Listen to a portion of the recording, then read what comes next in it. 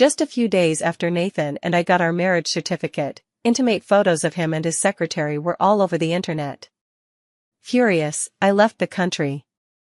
3 years later, upon my return, I saw him embracing his secretary intimately in a bar. He smiled and introduced her to me. She's my girlfriend now. We finally got divorced. One late night, my phone rang and woke me up. Stella, I love you, let's remarry. Henry leaned over and said, Nathan, Stella is my wife now. Mind your manners.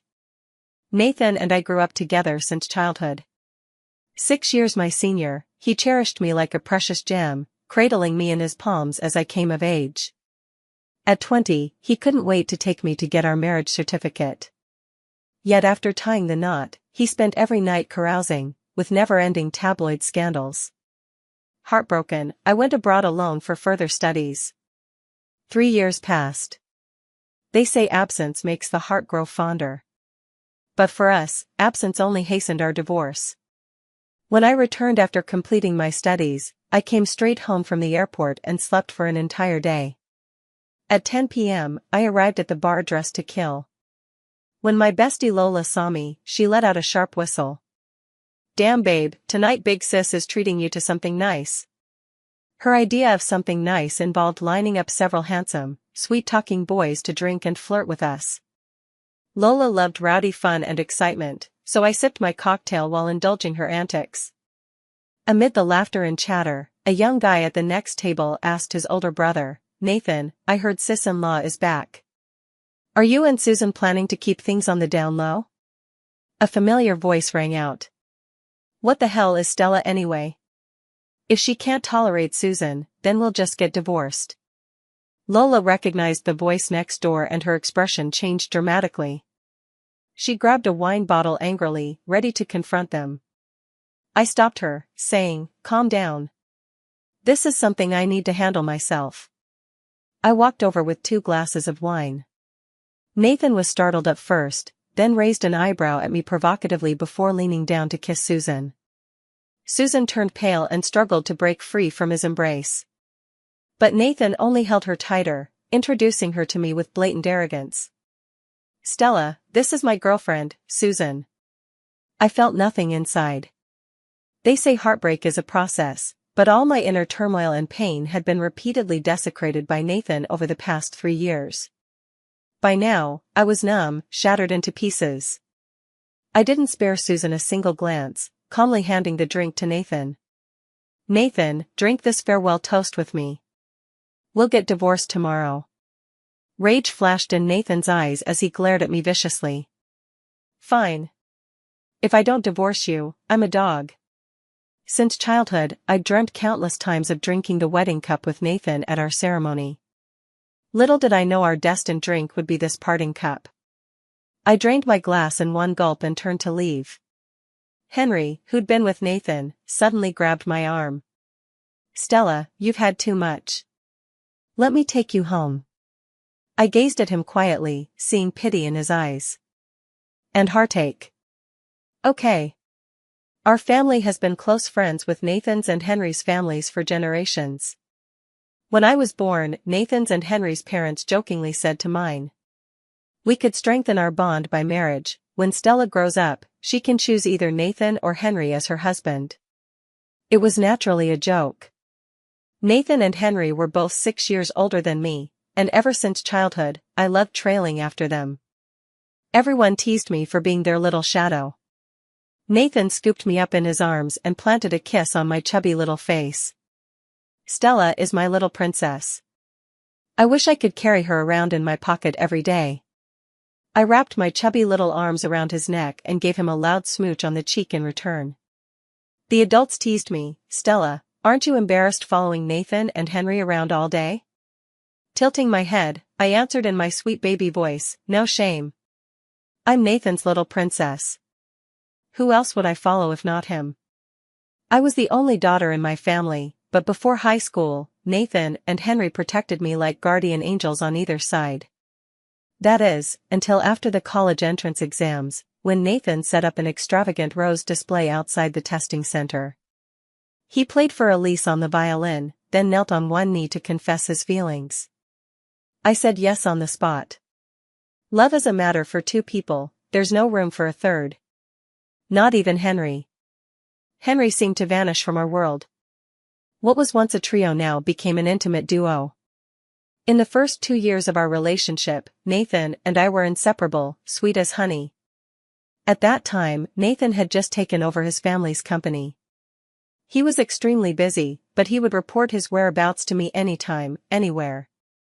His phone password, apartment code, and bank password all used the date of our confession as the combination. He shone brilliantly, surrounded by endless temptations and beautiful women. Yet his eyes remained steadfastly fixed on me. Through his actions, he swept away all my doubts and suspicions. The moment I turned 20, he couldn't wait to take me to register our marriage. I thought Nathan and I would spend our entire lives together in sweet happiness like this. Just days after our marriage registration, both sets of parents gathered to discuss wedding details. He, who had been away on a business trip, was rushing back from the airport. The phone rang. I answered. Is this Nathan's wife? Is it true about Nathan's intimate relationship with his secretary? My mind went blank. My blood froze instantly. Turning my back to the elders, I hung up in a daze and opened a social media platform. Nathan's CEO caught an intimate outing with secretary topped the trending list. Photos of him embracing Susan intimately were circulating everywhere online. My heart ached as if cut by a knife, tears blurring my vision. Stella, did Nathan say when he'll arrive? Nathan's mother thought it was his call. I didn't answer, my hands trembling as I dialed Nathan's number and put it on speaker. Nathan, is it true about you and your secretary? He spoke without a hint of hesitation, his tone ice cold. It's true, but Stella, rest assured, she's just a fling. I'm only playing around with her, I'd never marry her. Even if she gets pregnant, our child would never compete with yours for inheritance. I felt nauseated, furious, and utterly heartbroken. The elders exchanged uneasy glances. After hearing the whole story, my mother angrily grabbed my hand. Stella, this marriage is suffocating and humiliating. We're calling it off, file for divorce tomorrow. Nathan's parents hurriedly stopped us, nearly kneeling to offer apologies to me and my parents. We've watched Nathan grow up, we know exactly what kind of person he is. Maybe it's just a misunderstanding? My eyes were bloodshot, my voice choked with emotion. Auntie, you heard it yourself just now, he admitted it with his own words. It wasn't that I refused to give him a chance. It was that he chose to humiliate me and my parents in this way.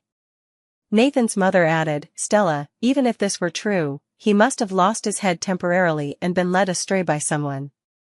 Nathan's father chimed in, when he comes back, I'll give him a good talking to. You should give him a chance to turn over a new leaf. My hands wouldn't stop trembling. All these years of genuine love had been thrown to the dogs, yet they wanted me to give him another chance.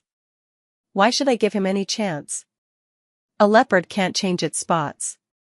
Cheating happens either 0 times or countless times. I grew up in a honey jar, I couldn't tolerate even a grain of sand in my eyes. The wedding arrangements were impossible to discuss further. Stella, the alliance between our two families is common knowledge. If you two divorce now, both our companies will face an earthquake. Nathan's father's words silenced me. Their family had deep roots, and the impact on them would be brief and minor.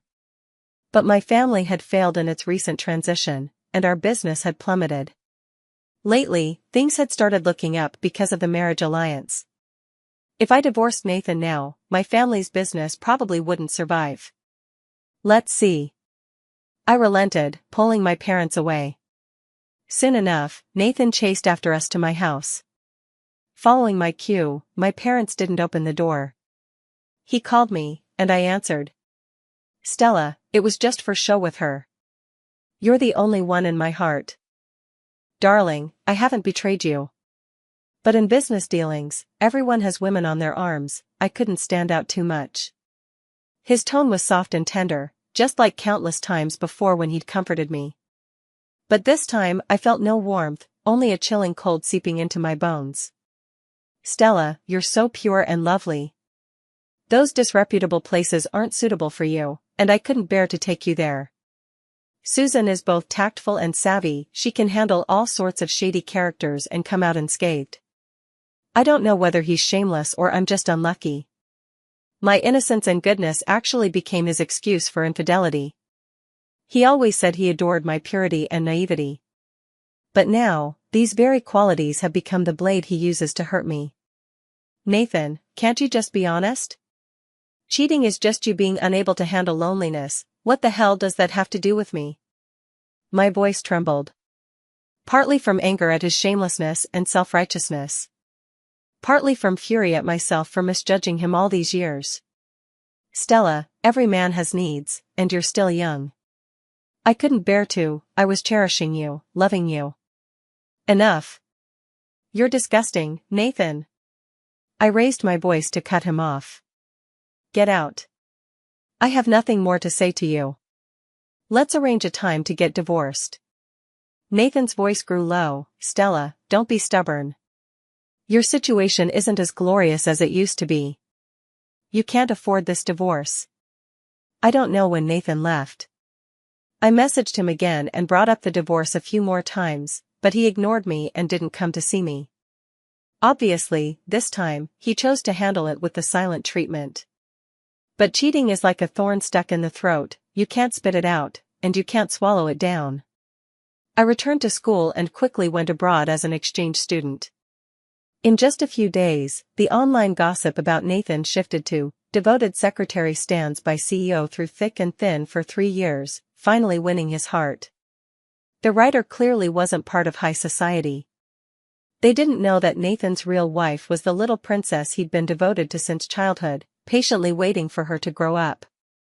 Online rumors began calling Susan Mrs. Nathan. Nathan never corrected them, and I never asked why. The Nathan who used to smile and call me darling died the moment he publicly acknowledged his relationship with Susan. I threw myself into frenzied studies, completing both bachelor's and master's courses in just 3 years. During those 3 years, Nathan and I hardly contacted each other. Yet I never lacked news about him. Because the handsome and wealthy Nathan would trend on social media every few days. The women by his side, those so-called casual flings, kept changing faces. Today it might be some third-tier celebrity, tomorrow an international supermodel. Occasionally when caught by paparazzi, he'd reply in good humor, "Don't make up stories, we're just friends."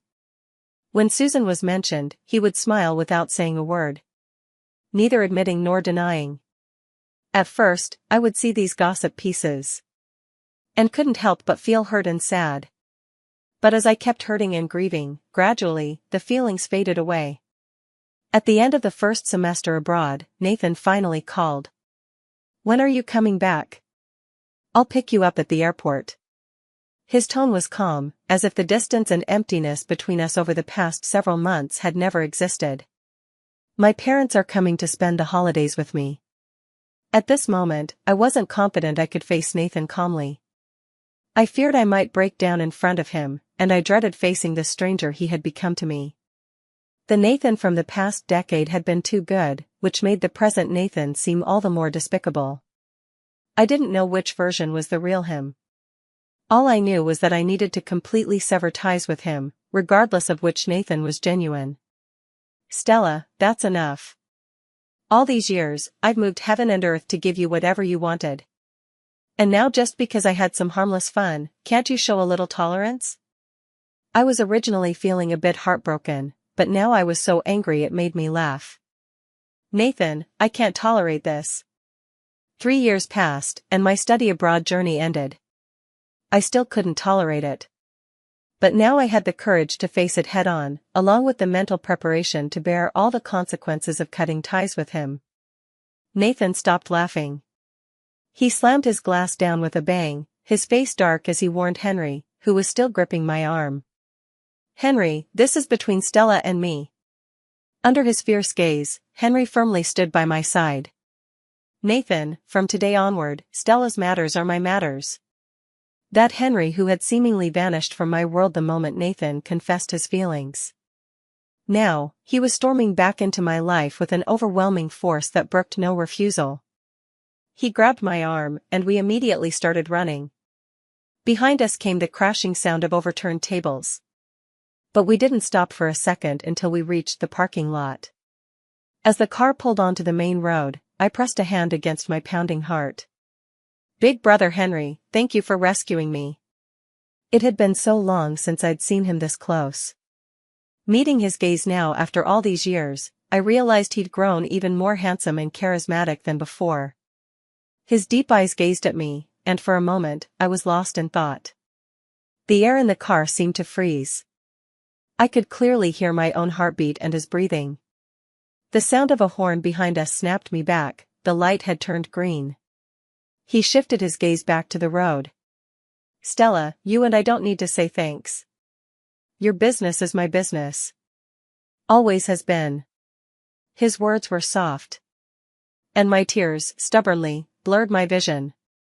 When I got home, my parents were still there. "Dad, Mom, I'm divorcing Nathan tomorrow." My father's lips moved as if to speak, but my mother shot him a fierce glare. He ducked his head and didn't dare voice any opinion. My mother nodded. "Get divorced. Before, when you were abroad, what you didn't see couldn't upset you. Now that you're back, it's only a matter of time before he brings his mistress right under your nose." I didn't tell my mother that just moments ago, he'd been right under my nose, holding another woman, kissing another woman. And then had the audacity to inform me that she was his girlfriend. The next day, I returned to work at our family company. My father's health hasn't been good these past 2 years. I came back to take over the family business. Before the meeting, I texted Nathan. "Set a specific time, let's go get our divorce. We're both busy, texting saves time and effort. And avoids unnecessary conflicts." But by the time my meeting ended, he still hadn't replied. I called him directly. He answered quickly, "I'm away on business." The divorce was brought up suddenly last night.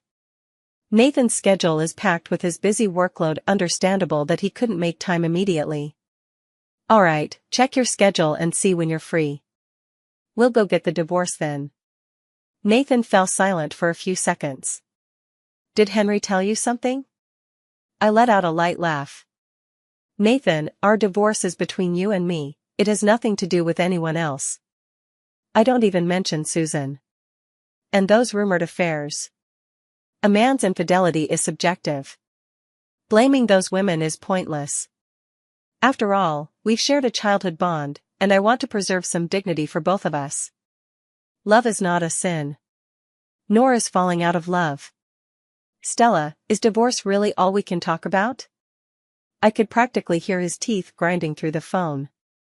"Yes, apart from divorce, we have nothing left to discuss." Did he really think I'd pour out my heart about missing him? His heavy breathing came through the receiver. "Stella, I'm saying this for your own good.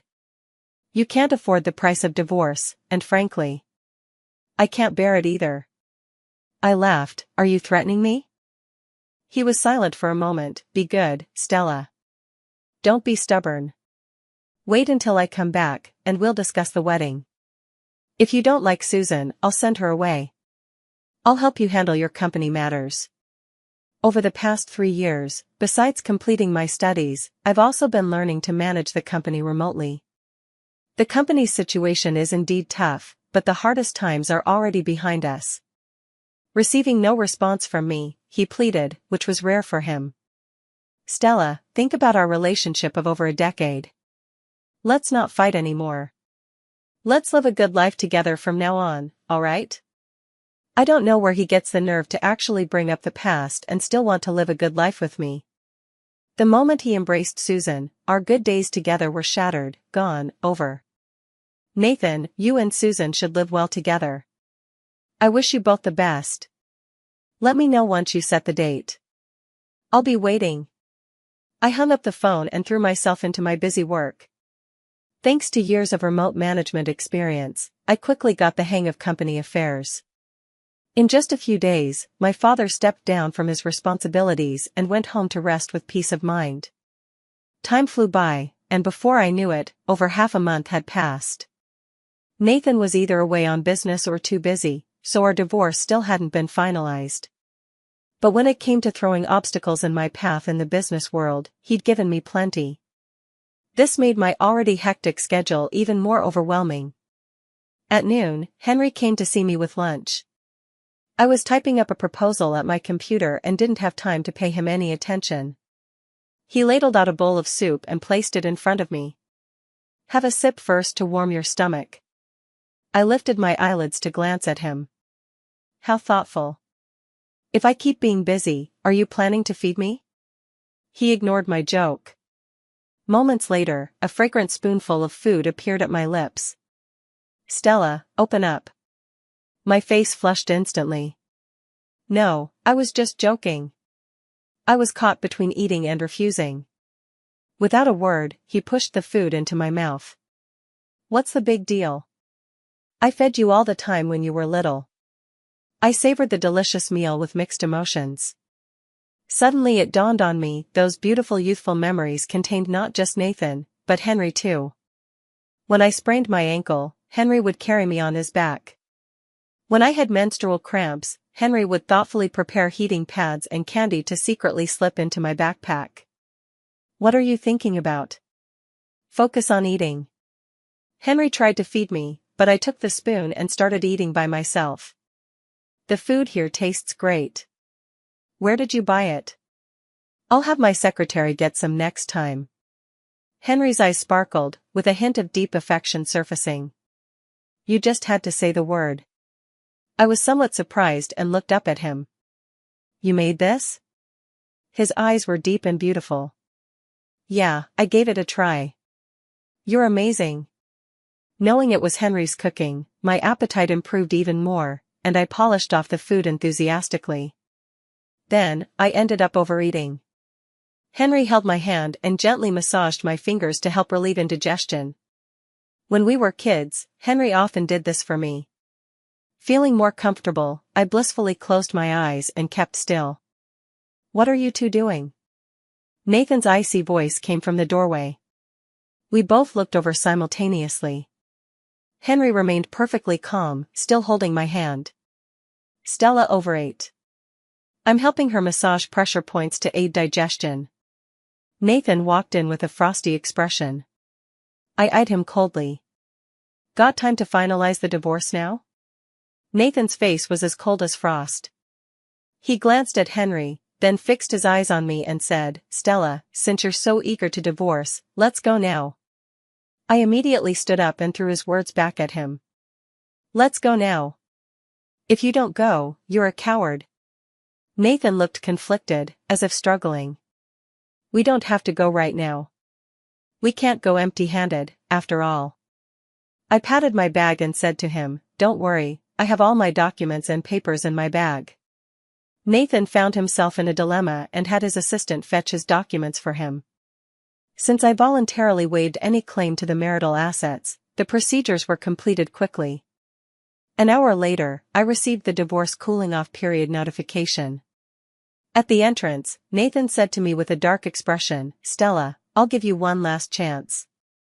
If you move back to my place now, we won't go through with this divorce. All your company's problems will be resolved as well." Even at this point, he still believed I was playing hard to get, that I couldn't live without him.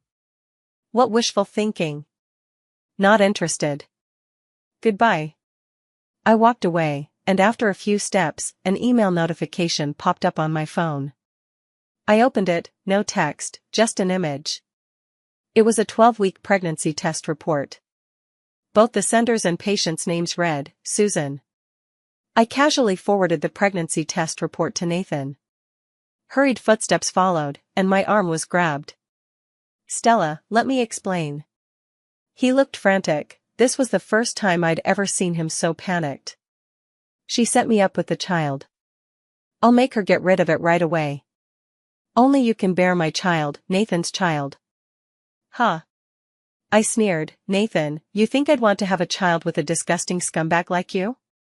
You're not worthy." As soon as I finished speaking, I was pulled into a familiar embrace. It was Henry.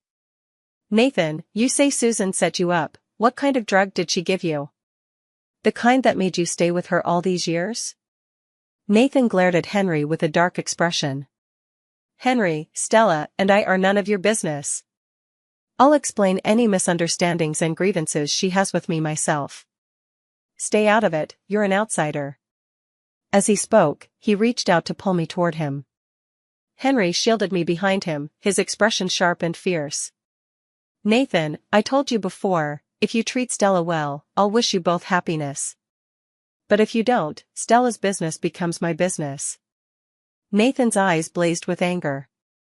Henry, do you think I don't know what you're hiding?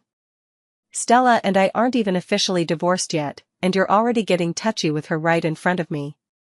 Do you think I'm dead? Henry's gaze was icy cold. Nathan, what about you? Over the past 3 years, you've been flirting with your lovers. Did you think Stella was dead? After Henry finished speaking, he quickly turned to look at me. I smiled at him. Don't worry, I've already moved on. Henry ruffled my hair, just like he used to when we were young. Yeah, let's go get some ice cream. Ignoring everyone else, we kept talking and turned to leave. Nathan's furious voice came from behind us. Stella, if you still want to save your company, turn back now, and I'll let it slide. I turned my head and smiled at him. Nathan, whatever underhanded tricks you've got, bring them on. We haven't officially crossed swords yet, who'll come out on top remains to be seen. After speaking, I hooked my arm through Henry's and walked toward his car. Stella, don't think having Henry in your corner means you can beat me. Just you wait. Ignoring him, I got into Henry's car. While driving, Henry kept glancing at me cautiously, but my smiling expression reassured him. I've really moved on. Henry made an acknowledging sound, then at a red light, handed me a box of chocolates. Want some? I'm still full from lunch, not hungry at all right now. No thanks, still stuffed. I rubbed my belly as I spoke. Henry looked concerned at first, then suddenly chuckled. Then you shouldn't have ice cream yet either. I refused to comply. No way. I've been dreaming about that ice cream while abroad. Been too busy since returning, and finally got half a day off today. I must have it. Henry made a disapproving click with his tongue and gave me a resigned look. Fine, but walk 2 kilometers slowly before eating it. All right. For the sake of food, even though I'm usually extremely lazy, he forced me to take a leisurely walk in the children's park across from the ice cream shop. The park required an entrance fee. Henry asked how much it was. The auntie said, a family package for 3 is 12 yuan. I wanted to explain, but Henry laughed and said, for now, it's just a family of 2. The auntie let out an "oh" and said, a couple, then? That'll be 10 yuan. Henry smiled as he paid. I muttered, the 3 of us used to come here for just $5. Back when I was just a little kid, Henry and Nathan often came here with me to play. Henry ruffled my hair again and said, don't you think about it? You're a grown woman now. A grown woman indeed, and a divorced one at that. We walked side by side into the park. I pointed at the carousel not far away and said, look, Henry, the carousel is still there. Henry smiled at me, want to ride? It wasn't a weekend, so the park was practically empty. I was itching to go. Henry bought the tickets, and as we walked past the rows of wooden horses, he chose a white one while I picked a colorful winged horse. Once seated, something suddenly occurred to me. Henry, there's a childhood photo in my family album where we were riding these exact same 2 horses. Henry's eyes twinkled with amusement. I thought you'd forgotten. The carousel began to spin, playing the same nursery rhymes from my childhood. As I sat on the wooden horse, countless happy memories from my younger years seemed to come flooding back. The children's park had remained largely unchanged for over a decade. After the carousel ride, we went boating. The pedal boats required some effort, but Henry insisted I relax and enjoy the view while he played the role of ferryman. He even sneaked away while I visited the restroom to buy all my favorite childhood snacks. Munching on the treats, I gazed excitedly at the lakeside scenery. From time to time I'd exclaim excitedly, "Brother Henry, look, those elephants are still there. But why do they seem so tiny now?" Henry smiled at me and said, "That's because you used to be a little kid, and now you've grown into a young lady." We revisited every childhood game I used to love at the children's park. It was quite physically demanding, but Henry kept feeding me snacks the whole time. He took many photos of me happily riding the wooden horse, of me leaning over the boat to play with water while eating snacks. And there were pictures of us with arms around each other's shoulders, laughing heartily. All of these, he selected and posted on the forum. And I knew nothing about it. After leaving the children's park, we happily went to buy ice cream across the street. The greatest happiness for an adult is to relive the joy of being a child again. Today, I not only partially escaped the misery of marriage but also got to be a child once more. While buying ice cream, I hurried to pay first. I handed the ice cream to Henry. "Brother Henry, thank you." Henry took it, and I licked my own ice cream. "And thank you too, myself." Finally, I found the courage and ability to break free from this unhappy marriage. Henry understood everything, just gently patting my head. He smiled tenderly and said, "After this ice cream, only sweet days lie ahead." We strolled down the street while eating. My phone rang, and I answered it. "Stella, are you that desperate? We're still in the divorce cooling-off period, and you're already with another man?" I giggled. "Nathan, can't handle it already? Then how will you compensate me for what I've felt these past 3 years? I used to be too lazy to argue with him, and since I wasn't strong enough to oppose him, I laid low and stayed far away. I needed to strengthen myself first before I could afford to confront him openly. Of course, if I had insisted on divorcing him at the risk of the company's complete downfall back then, it wouldn't have been impossible. My parents love me dearly and would have supported me unconditionally.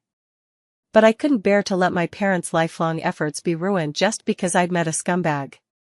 So, I chose to retreat for 3 years. Now, I wouldn't dare call myself invincible. But I've gained the confidence to face him in a battle of wits. Nathan instantly cowered under my rebuttal. "Stella, let me explain, I had no choice." "Unavoidable reasons?" I interrupted him with a cold laugh. "It's just the same old excuses. You pity me for being too young to touch, while you're a grown man with normal needs." Henry stared at me in shock. Nathan on the other end of the line also seemed stunned and at a loss for words. "Stella, I couldn't be bothered to listen to his nonsense. Enough with the eyes. I'm hanging up." I had been in a perfectly good mood, but his phone call ruined everything. Putting away my phone, I grabbed Henry, who was still frozen in shock, and dragged him along.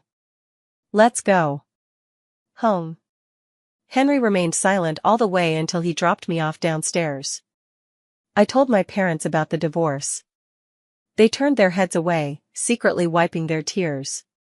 I reached out and hugged them. "Dad, Mom, it's my fault for not seeing clearly. I spent over 10 years without recognizing his true colors. I'm sorry for putting you through all this suffering these past few years." Our family, though not as prominent as Nathan's or Henry's, was still a well-known and respected household in City A. Nathan's blatant affairs over the past few years have been nothing short of a naked insult and contempt to our parents. Mom gently patted my back. "Stella, it's because we weren't strong enough that you lacked the courage to stand up to him." Dad also choked up, "I know, you only endured humiliation and left for 3 years because of the company." With reddened eyes, I gently pushed them away. "Dad, Mom, don't worry. I'm confident I can fight him this time. You don't need to worry about me." My father patted my head. "Stella, that Henry is a good kid. If you need anything, you can talk to him more." I nodded at first. "I know he's good, he's my brother after all." Then I shook my head. "But I won't rely on his family's influence to get things done. That would be no different from depending on Nathan's family like before. I want to use my own strength to compete with Nathan. Only then will I never be controlled by anyone again." Though my parents felt sorry for me, they also understood that I was right. If my family hadn't relied too much on Nathan's family's support back then, I wouldn't have had to endure these past few years, letting Nathan walk all over us. That evening, I arranged to meet Susan. Susan, you've been with Nathan for so long, yet you haven't even gained a proper status. I feel sorry for you. Susan's face turned pale. I feel sorry for you too. You've been married to Nathan for so long, and he hasn't even touched you. I smiled indifferently. Thankfully, he never touched me, otherwise, I'd have found it utterly repulsive. Susan, you don't need to be so hostile toward me. I'm here to help you. I showed her the divorce cooling-off period notice. Susan stared at me in disbelief. You're really willing to divorce? I nodded with a smile. Like you said, he wouldn't even touch me. What's the point in holding on to him? Of course, this wasn't my genuine thought, but for now, I needed to win Susan over as an ally. The priority was to pacify her hostility, not reveal my true feelings. Susan remained skeptical, but I didn't press my own matters further. I simply said, telling me about your pregnancy won't help. You should find a way to let Nathan's parents know you're carrying their grandchild. I was certain Nathan would make trouble during the divorce cooling-off period. And pregnant Susan would be the perfect pawn to keep him in check. Nathan's parents came to my house the very next day, begging me to give their son another chance. I neither agreed nor refused, I was just waiting for Susan's grand performance to begin. And Susan had a bit of a brain. Having been by Nathan's side for so many years, it was as easy as pie for her to get information about his family's whereabouts. On the third day after meeting me, she went to the hospital for a prenatal checkup and deliberately bumped into Nathan's parents, who were there for a routine examination. Nathan was almost 30, and his parents had been pushing for a grandchild every day, their desire to hold a grandchild reaching the heavens. Now, hearing that Susan was pregnant and that I was dead set on divorce. After much thought, they came to my house again. This time, they were here to apologize and make amends. I'm sorry, Stella. It's our fault for not disciplining him properly, allowing Nathan to become so lawless. But Susan is pregnant, and the baby is innocent. We hope you can forgive us and let things be. I had long lost any feelings for Nathan, so forgiveness was irrelevant. But my parents' suffering these past few years couldn't be in vain. Uncle and aunt, I only ask that Nathan publicly apologizes to me and my parents on his personal social media account. Nathan's parents repeatedly said, it's the least we can do. You've suffered so much these past few years. Suffered? It was more than suffering, it was utter humiliation. Not long after Nathan's parents left, Nathan himself showed up. I didn't let him inside, only allowing him to wait for me in the yard. When I saw him, I was shocked. The handsome, refined man was gone, replaced by a scruffy, unshaven wreck. He urgently reached out to grasp my hand. Stella, after all these years of love between us, how can you bear to abandon me? I stepped back and said calmly, Nathan, don't blame your mistakes on me. You're the one who betrayed our relationship. You're the one who abandoned me first. When you got intimate with Susan or other women, it was over between us. Nathan's eyes turned bloodshot, flashing with ferocity. Stella, are you really determined to divorce me, even if it means becoming my enemy? I nodded firmly, yes, no matter what happens, this divorce is happening. He gritted his teeth, Stella, you're a little princess raised in a greenhouse. What makes you think you can compete with me? I shrugged, who knows? Maybe I'll rely on luck? He pointed at me fiercely, fine. I'll wait for you to come crawling and begging. Susan's pestering didn't affect Nathan's tactics against me. But I had long been prepared. Round 1, Nathan's company aggressively joined a bidding project that my company was participating in. Compared to Nathan's company, mine was naturally at a slight disadvantage. Nathan even offered a lower price than mine. Everyone believed I would lose without a doubt. But on the day of the bidding, I played my trump card. My company held a patent for the latest technology. Utilizing this patent for the project would achieve higher efficiency and quality than traditional methods. Without any surprise, I won. I ran into Nathan at the hotel entrance. Flames burned in his eyes as he said, "Stella, you just got lucky." But such strokes of luck kept coming one after another, with fortune favoring me repeatedly. I faced Nathan 3 times, and each time, due to similar reasons, he lost while I won. On the final day of the divorce cooling-off period, I appeared at the hotel where Nathan was signing a contract with his business partner. I said to his partner, "Mr. Winthrop, I have a more perfect proposal and a more professional team setup. Would you be willing to give me half an hour?" Nathan glared at me, grinding his teeth. "Stella, are you here to steal my business?" I shook my head with a smile. "Nathan, didn't you do the same thing? I remember you calling it fair competition. Why does it become stealing when it's me? Or are you just a sore loser?" Nathan's eyes burned with anger. He took a deep breath, suppressing the fire, and smiled at Mr. Winthrop. "I'd also like to experience Stella's perfect proposal and see this more professional team setup."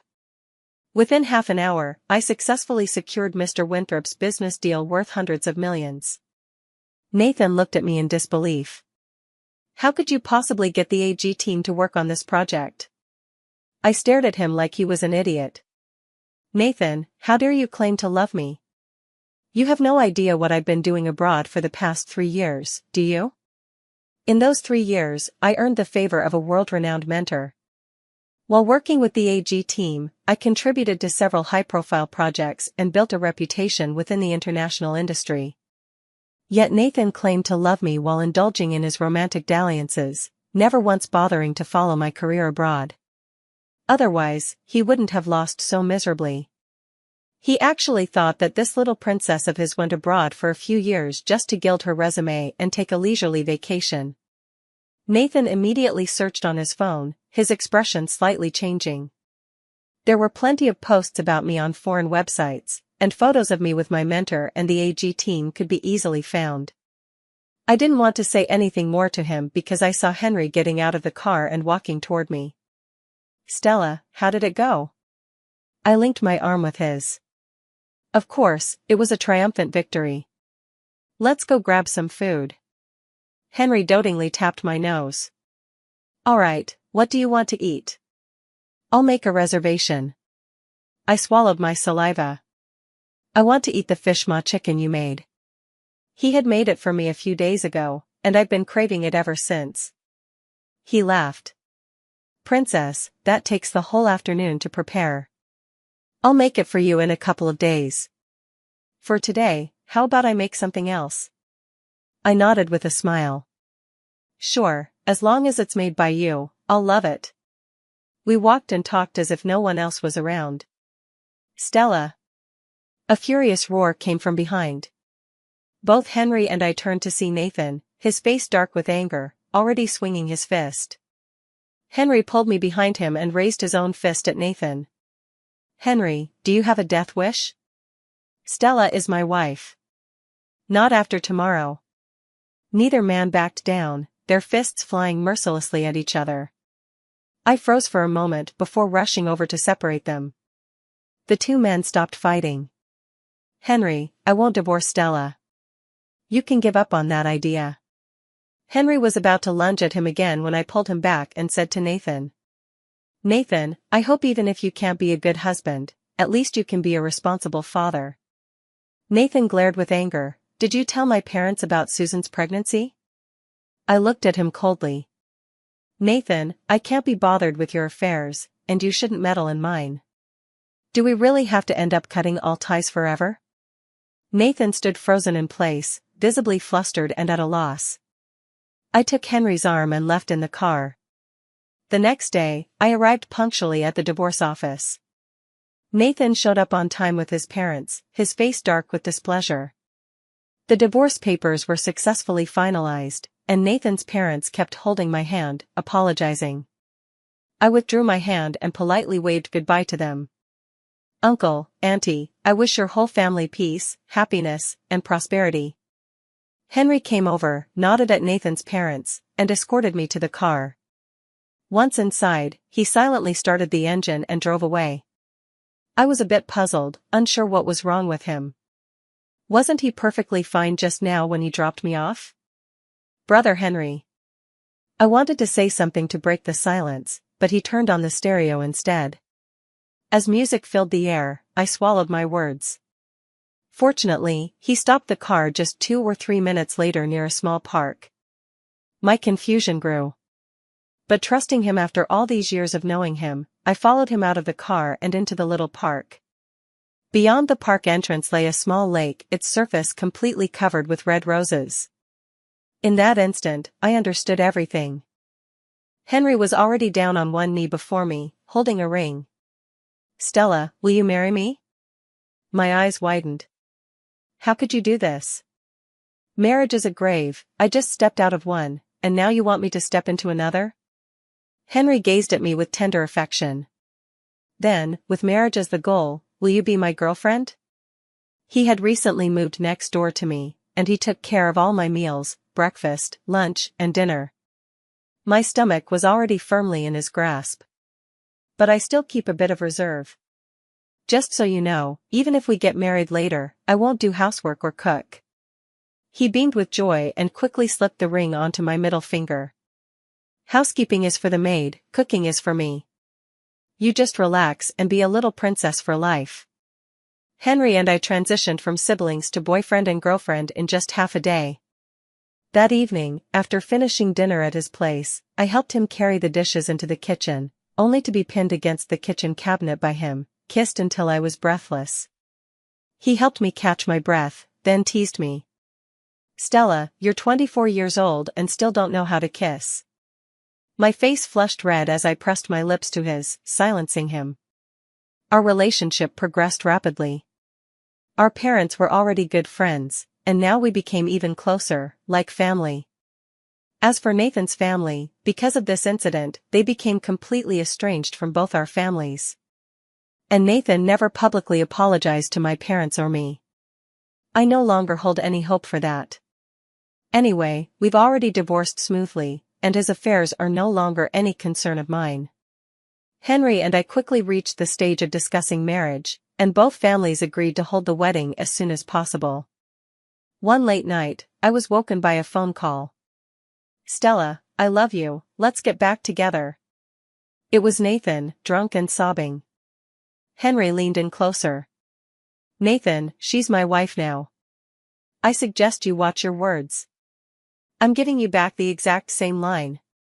Henry hung up the phone and turned to hold me tightly. Some time later, Henry and I went to register our marriage. By coincidence, we ran into Nathan and Susan, who were also there to register. Henry and I said to Nathan in unison, "What a coincidence." Nathan looked haggard. Although it had only been a little over a month since we last saw him, he appeared much older. He stared intently at our tightly clasped hands, then roughly pulled Susan, whose belly was slightly rounded, and fiercely pushed past us to enter. As if he weren't going to get married, but to collect a debt. Nathan and Susan got their marriage certificate first. I smiled at them. Wishing you both happiness. As for him, I've truly let go. I don't care anymore. Nathan glared at me. Cut the fake kindness.